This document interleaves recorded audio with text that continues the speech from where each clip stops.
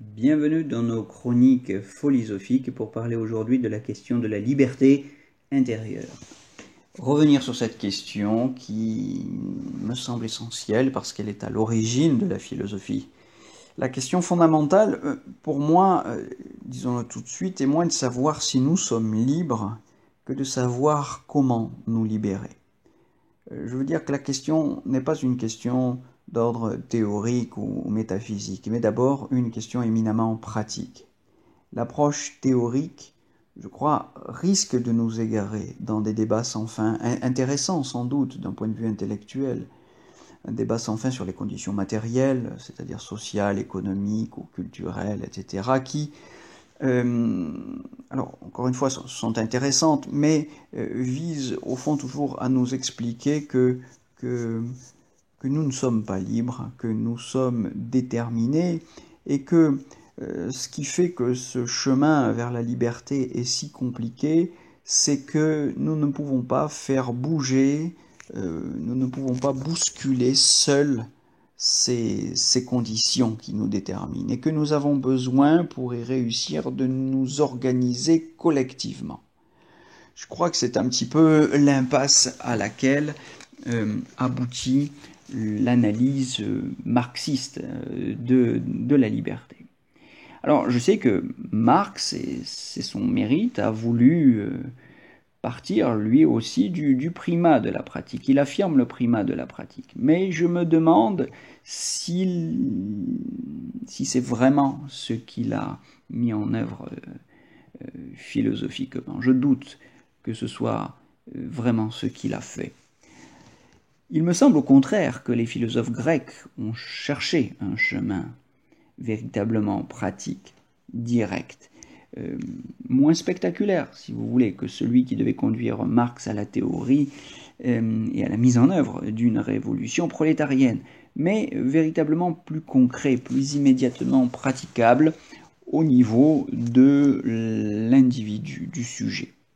Alors, je pense évidemment ces deux exemples de Socrate ou de Diogène. Il y en a d'autres évidemment en Grèce ancienne, Zénon, etc. Mais je pense aussi, on pourrait aussi citer sur ce problème de la liberté les auteurs du premier livre de la Bible, le livre de la Genèse. L'idée fondamentale et commune, je crois, à cette Méditerranée ancienne, c'est que la liberté y a d'abord été pensée en termes de détachement. Un détachement dont nous sommes tous capables, mais qui est compliqué par le plaisir de la tentation. Alors qu'est-ce que ce détachement ?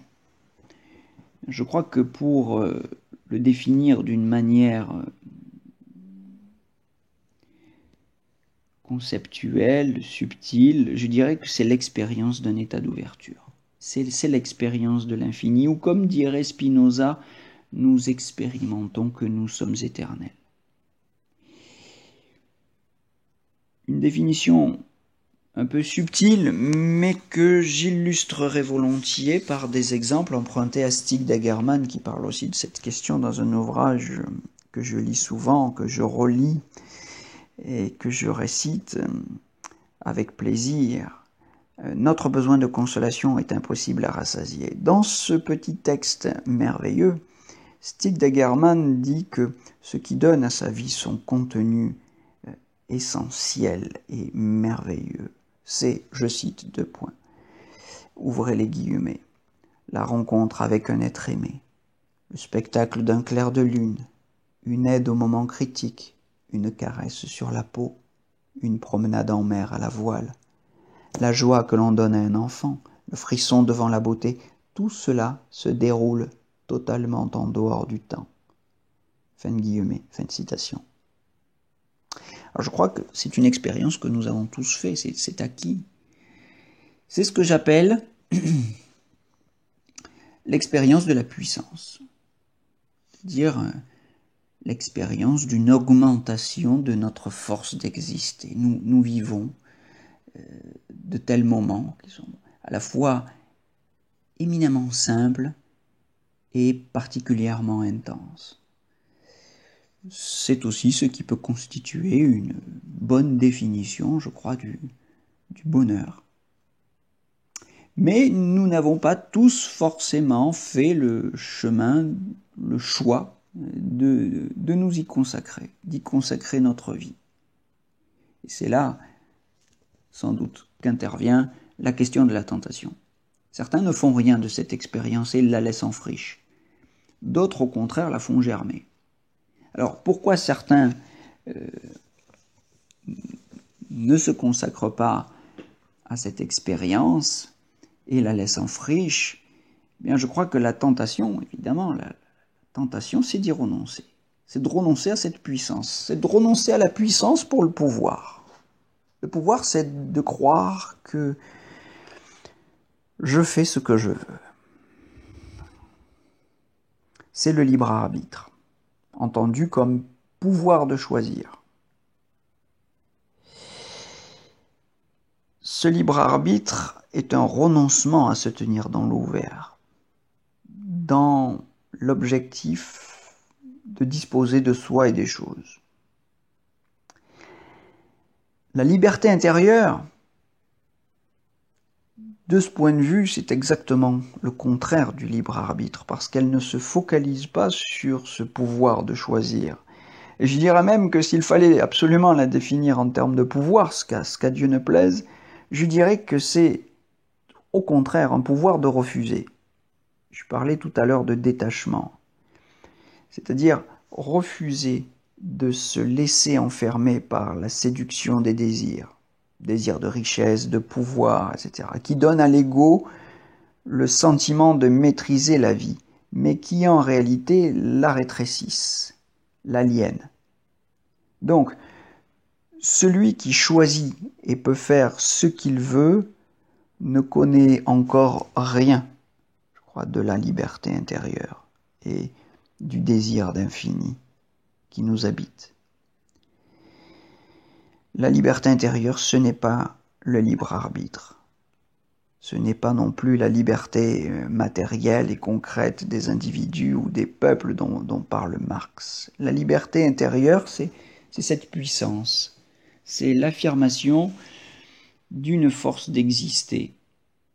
Ou, comme je le disais à l'instant, si on veut absolument la définir en termes de pouvoir, c'est un pouvoir qui se retournerait contre lui-même, paradoxalement.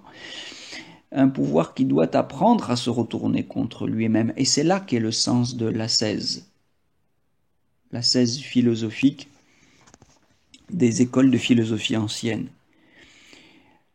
La liberté ne consiste donc pas dans le libre arbitre, elle ne consiste pas à faire des choix, à faire des projets et à les réaliser, mais elle consiste au contraire à prendre conscience des illusions que ces projets contiennent et à ne pas céder à la tentation de les réaliser. Donc, apprendre à s'en détacher progressivement.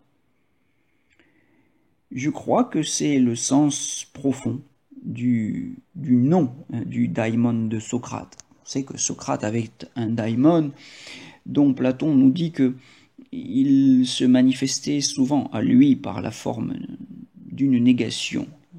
Il l'arrêtait, il l'empêchait. Allez, engage-toi en politique. Non. Allez, associe-toi avec X ou Y et tu gagneras un peu d'argent, tu feras une belle carrière. Non. Allez, sois respectueux, gentil avec ton administration, sois docile et tu pourras ainsi faire une belle carrière. Non, non. Ce sont des illusions. Spinoza l'a aussi expliqué, ce libre arbitre. Le libre arbitre qui consiste à croire que je fais ce que je veux, que je fais des choix par lesquels je m'engage positivement dans l'existence. Ce libre arbitre est une illusion, une méconnaissance des désirs qui nous poussent à agir, une méconnaissance des causes, dit très précisément Spinoza. Ce libre arbitre est une illusion, c'est-à-dire une méconnaissance des causes qui nous déterminent à agir. Donc je dirais que la liberté intérieure n'a évidemment donc rien à voir avec ce libre arbitre. Être libre, c'est ne rien faire. C'est-à-dire ne pas laisser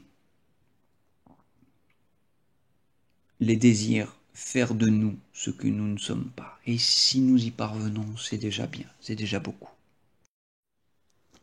Ne rien faire donc, mais simplement être, se tenir dans cette présence ouverte, dans cette disponibilité à ce qui advient, sans essayer de maîtriser ni les choses, ni soi-même. Simplement être. Si on y arrive, c'est déjà beaucoup. Je dirais que c'est même l'essentiel. La liberté intérieure, ce n'est probablement rien d'autre.